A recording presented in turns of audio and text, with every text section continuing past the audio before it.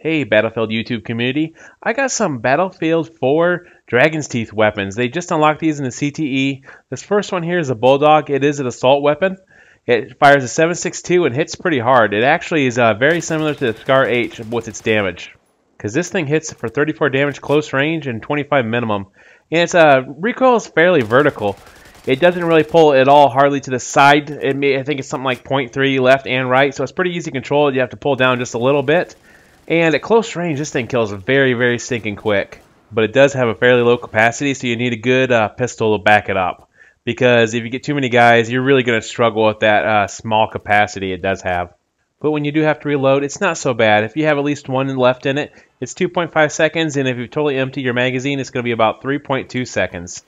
Of course, this is going to all change. I'm not going to do a real full review on any of these weapons right now since it is CTE, and there is a chance they're going to balance these things out. And next up, we got the MPX. This thing's beast mode, and I almost didn't use it very much at all just because I felt guilty. This thing in close quarters, man, I don't know what it is about it. It does have a fairly fast fire rate, but my God, I felt like a beast. And it does have very vertical recoil, but you can see here as I'm playing around, as long as I actually pull down, it's not that bad. But if you don't, it does go straight vertical like you just seen. Now, quite a few people are running this in the CTE service just because it was so good. And one of the reasons it is that good is because it has 27 damage at close range, and no one ever uses PDWs, hardly ever. And one of the reasons is because they do low damage, but not this one.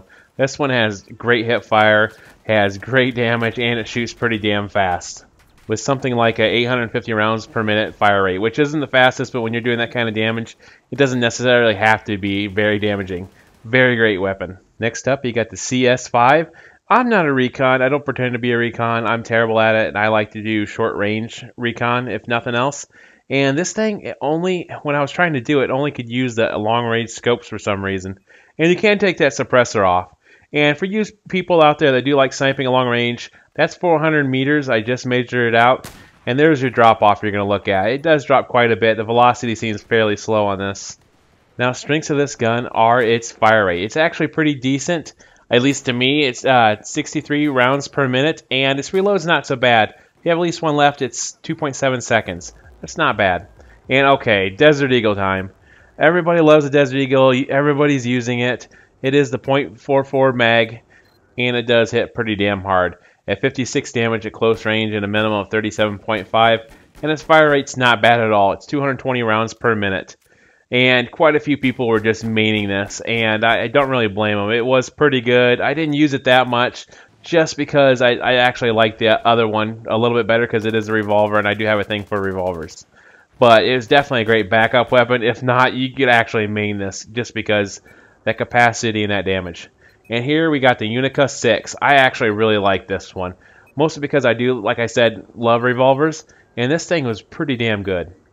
This shoots a 357 Magnum, and it does a maximum of 56 damage at close range and a minimum of 28.